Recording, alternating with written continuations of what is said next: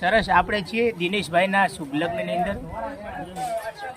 ગાંધીજીએ કીધું કે અસ્ય પુસ્તા એ હિન્દુ ધર્મનું કલંક છે. આઝાદીના 70 વર્ષ પછી પણ એ કલંક આજે પણ એટલું જ અકબંધ છે. એક સરસ વાત છે કે એક વખત ગાંધીજી જ્યારે આ વાત કરી ને અસ્ય પુસ્તા વિરોધીની, એટલે એક વ્યક્તિએ ગાંધીજીને લેટર લખ્યું અને એમાં ગાંધીજીને બહુ ખરાબ શબ્દો લખ્યા, ગાળો લખી, અપશબ્દો લખ્યા અને આ 2-3 પેજ ભરેલો લેટર ગાંધીજીને આવ્યો.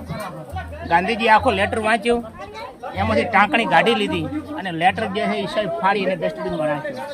એટલે બાજુમાં બેઠેલા વ્યક્તિએ કીધું કે બાપુ આ શું કર્યું? તો ગાંધીજીએ કીધું કે આખા લેટરમાં ઉપયોગી એક જ વસ્તુ હતી, ટાંકણા.